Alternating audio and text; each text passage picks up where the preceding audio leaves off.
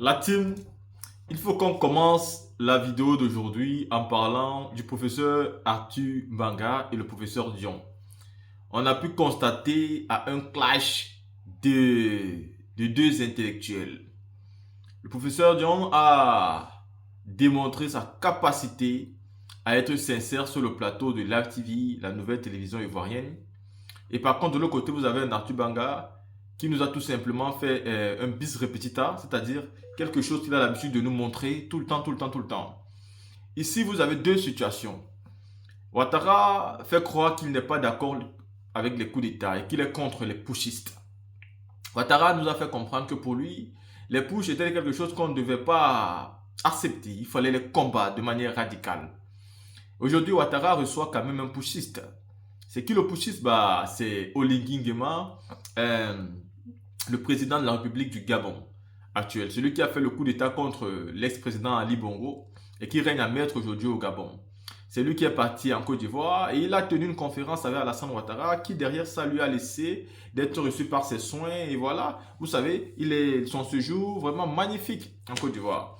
Et donc, vous avez d'un côté un intellectuel qui dit qu'Alassane Ouattara vient donc de trahir ici les Ivoiriens.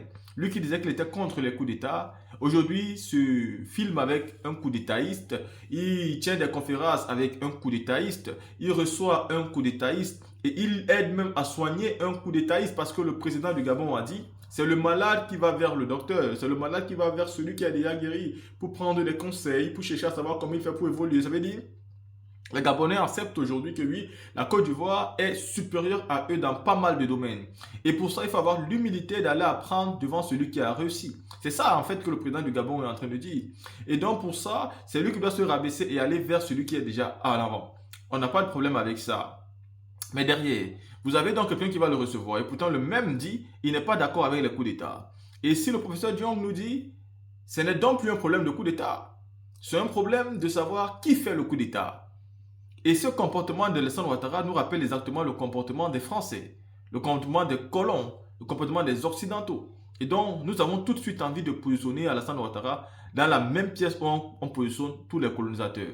Ils choisissent les coups d'État. Vous avez aussi vu M. Emmanuel Macron qui s'est déplacé en courant pour aller au Tchad, apporter son soutien à Kaka Déby quand Idriss Déby était décédé. Mais le même Emmanuel Macron a tout de suite dénoncé le pouvoir d'Assimi Goïta, d'Ibrahim Traoré ou alors d'Abdourahmane Tchani. Donc, ce deux poids, deux mesures qu'Alassane Ouattara est en train de faire, c'est l'habitude que nous a déjà imposé les relations france-africaines ou alors les relations des Occidentaux avec des Africains. Et donc, aujourd'hui, nous pouvons dire avec aisance qu'Alassane Ouattara n'est qu'un bon élève de la France car il vient de démontrer à suffisance ici qu'il n'a pas de problème avec les coups d'État, mais juste avec des personnes qui font des coups d'État. Là, je vous offre ici un débat entre deux intellectuels, deux professeurs. Dites-moi ce que vous pensez et on se voit pour une prochaine vidéo. Euh, En recevant le président gabonais, la Côte d'Ivoire montre très bien que le problème, ce n'est pas les coups d'État, ce n'est pas le push, c'est celui qui fait le coup d'État. Est-ce que celui qui fait le coup d'État nous est politiquement compatible? Est-ce qu'il nous arrange? S'il nous arrange, il est fréquentable. S'il ne nous arrange pas, il n'est pas fréquentable. Et comme la Côte d'Ivoire, c'est le pilier de la France-Afrique, la France a adoubé le président gabonais qui a commis un putsch. Il n'a pas été sanctionné par la France. Et évidemment, euh, les, partenaires de la France en Afrique, comme Macky Sall par exemple au Sénégal, a déjà reçu le président gabonais. Et aujourd'hui, c'est la Côte d'Ivoire qui le reçoit. Autrement dit, c'est parce que les Goïta, les Traoré et autres présidents nigériens, c'est parce qu'ils n'arrangent pas la Côte d'Ivoire. Ils ont une politique contre la France-Afrique et autres. Ils veulent leur souveraineté, qu'on ne les reçoit pas. Sinon, ce n'est pas une question de diplomatie, c'est une question de celui qui est au pouvoir, est-ce qu'il m'arrange ou est-ce qu'il ne m'arrange pas. Mais ça, ce n'est pas nouveau. Et dans tous les pays, ça se fait. Vous comprenez bien. Quand on parle pendant de démocratie, mais les pays du Golfe, l'Arabie Saoudite, le Qatar, les Émirats, où tout le monde va, mais ce ne sont pas des démocraties, ce sont des États totalement sur le plan démocratique obscur. Mais tous les pays démocratiques traitent avec eux. Et donc c'est une question d'intérêt. Deuxième élément, c'est au niveau de la visite de M. Séjourné en France. Bon, en Côte d'Ivoire plutôt. Bon, on l'a dit, c'est les relations bilatérales, la France, la Côte d'Ivoire, pilier de la France-Afrique, Charles de Gaulle, Georges Pompidou, Valéry Giscard d'Estaing, François Mitterrand avec Oufouille, on a vu les choses. Et même après, on a vu Bédier et puis Chirac. Bon, la petite parenthèse, c'était entre Chirac et puis Laurent Gbagbo. Donc c'est une très bonne, c'est une vieille recette. C'est que moi, derrière cette image, et ça qui me gêne un peu, cette sorte de petite conférence de presse. Est-ce que la Côte d'Ivoire n'a pas un ministre des Affaires étrangères? Parce que quand je vois le ministre des Affaires étrangères de la France avec le président de la République de Côte d'Ivoire, il y a un déséquilibre. Vous ne verrez jamais Emmanuel Macron tenir une conférence de presse avec un ministre africain. Avec Anthony Blinken, il y en a. Et donc ici, je pense que le président Ouattara aurait dû laisser son ministre des Affaires étrangères, qui est évidemment son alter ego, pour faire cette conférence. Il faudrait qu'on apprenne aussi à nous affirmer et à exercer notre souveraineté à travers des actes symboliques. Vous me rendez la tâche un peu compliquée, mais allez-y, allez-y. Le professeur Dieu a dit une des qualités d'un intellectuel, c'est d'être honnête. Mais il ne faut pas être malhonnête. Moi, je disais longtemps que sur ce plateau-là, il y avait beaucoup de pro-putschistes. Aujourd'hui, ils ne se cachent plus. Parce que quand on dit qu'on a fait un coup d'État pour la guerre... Allons-y doucement. Non, mais c'est malhonnête. Non, qu'est-ce qui est malhonnête? J'explique pourquoi c'est malhonnête. C'est malhonnête d'avoir passé toute sa vie ici à nous faire croire qu'on n'était pas contre les putsch. Aujourd'hui, à venir dire qu'un régime putschiste... Ils n'ont pas pris la guerre, ils ont fait un coup d'État. Et pendant ce coup d'État-là, il y avait les partis politiques dans l'activité. D'ailleurs, pour justifier le coup d'État, ils ont menti sur des législatives. Vous avez soutenu tout ça ici. Non, on n'a pas dépassé. C'est dans ce contexte-là qu'on était. C'est dans ce contexte qu'ils ont fait.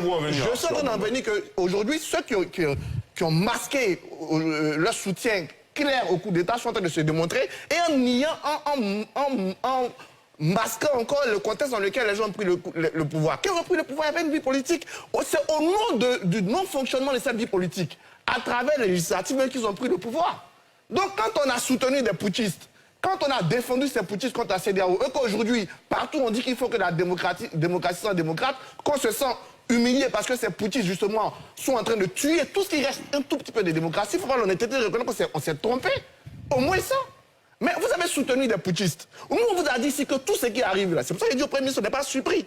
Des gens ont pris le pouvoir, vous avez dit qu'ils devaient amener de la liberté. Ils n'ont ramené aucune liberté. Au contraire, le peu de liberté qui reste, ils sont en train de le massacrer. Les gens ont pris le pouvoir parce qu'ils ont dit que les législatives étaient mal organisées. Aujourd'hui, ils refusent d'organiser les présidentielles. Et tout ce que vous trouvez à dire, c'est qu'ils doivent instaurer une loi martiale. Non, ne comparons pas un putschiste à Zelensky qui a gagné l'élection. Alors, il a dit soit une loi martiale, soit on va vers la démocratie. Non.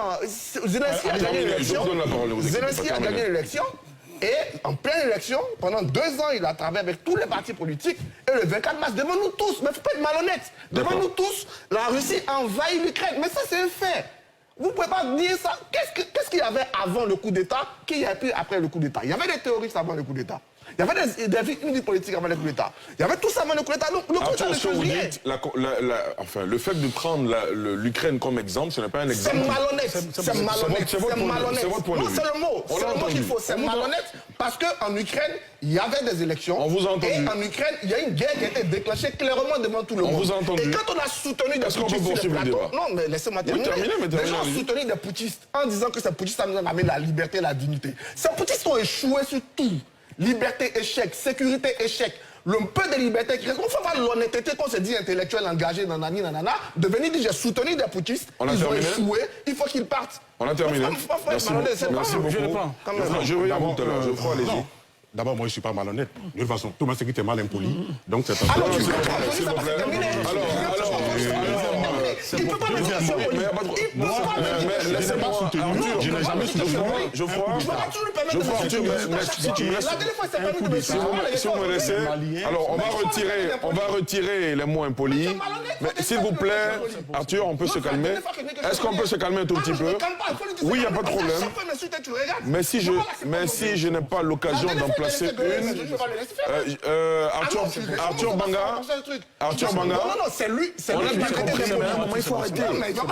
On a bien compris, mais à un moment, il faut se calmer. On va retirer les mots impolis, on va retirer les mots malhonnêtes. Et puis, on sera bien obligé de mettre un terme à cette émission parce que l'atmosphère qui est en train de régner là. À un moment, il faut arrêter. On a bien compris, mais c'est fini. C'est terminé. Tu m'insulter là. Non, c'est terminé. C'est terminé. Carton rouge à tous ces intellectuels pro-putschistes qui ont soutenu le coup d'État et aujourd'hui qui n'ont pas le courage d'assumer leur soutien au coup d'État et qui nous font des comparaisons alambiquées. Donc les coups d'État sont un danger pour notre continent et ceux qui en doutaient, aujourd'hui, le truc au Mali. Très bien, merci. Premier carton rouge à tous les intellectuels qui ne savent pas se tenir en public et qui sont mal éduqués et qui ne savent pas se tenir en public.